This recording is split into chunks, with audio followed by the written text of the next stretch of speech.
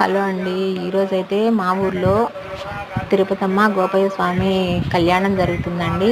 మా ఊర్లో ప్రతి సంవత్సరం ఈ కళ్యాణం చేస్తారండి. చాలా బాగా చేస్తారు. అదిగోండి కళ్యాణం స్టార్ట్ చేశారు చేయడం. వీళ్ళందరూ గుడిని చూసుకునే కుటుంబ సభ్యులండి. వీళ్ళంతా ప్రతి సంవత్సరం పీటల మీద కూర్చుని కళ్యాణం చేపిస్తారు. అలాగే ఈ సంవత్సరం కూడా కూర్చున్నారు. ఇంకా ఈవిడైతే గుడిలో ఉంటారండి, పెద్ద ఆవిడ. గుడి తరపున ఆవిడే ఈవిడ కూడా, మా అమ్మగారు.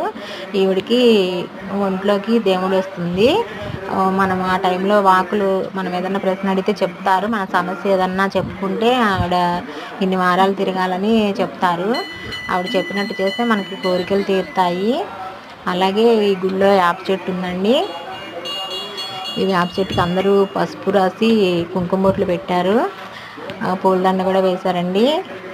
ఈ చెట్టు చాలా పెద్దదండి. ఈ చెట్టు ఉండటం వల్ల చాలా చల్లగా ఉంటుంది. గుడి అంతా కూడా చాలా చల్లగా ఉంటుందండి.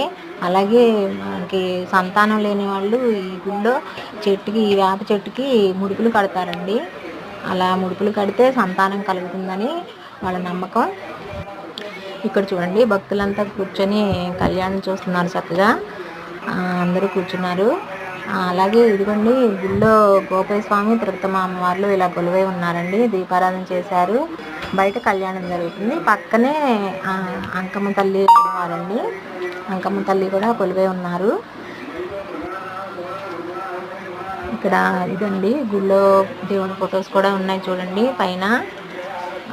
చిన్న గుడి అయినా చాలా బాగుంటుందండి. సింపుల్గా ఉంటుంది, చాలా బాగుంటుంది గుడి. అలాగే ఇదిగోండి, అంకమ్మ తల్లి దగ్గర పూజారి గారు ఉన్నారు. మనం గర్భగుడిలోకి వెళ్ళడానికి లేదు కదా, మనం కొబ్బరికాయ ఇస్తే ఆయన కొబ్బరికాయ కొట్టి అగరబత్తులు ఇచ్చి మనకు ప్రసాదం ఇస్తారు. అలాగే ఇదిగోండి, ఇది గుడి అండి. లోపల ఇక్కడ గంట ఉందండి. ఈ గంట కొట్టి అమ్మవారిని మనం ఏదైనా కోరుకుంటే కోరిక తప్పకుండా తీరుతుందండి అని నమ్మకం. అలాగే చూడండి, కళ్యాణానికి హడావుడిగా ఉంది. భక్తులు ఇచ్చేసారు, అంతా హడావుడిగా ఉంది. పంతులు గారు కళ్యాణం చేయిస్తున్నారు, మంత్రాలు చదువుతున్నారు.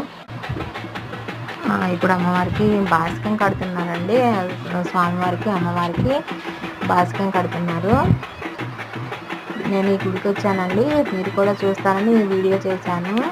కళ్యాణం మొత్తం తీసానండి. వీడియో మీకు చూపిస్తాను. షార్ట్స్లోనే పెట్టానండి, చూడండి, తప్పకుండా చూడండి. చూసి లైక్ చేయండి, సబ్స్క్రైబ్ చేసుకోండి ఛానల్ని.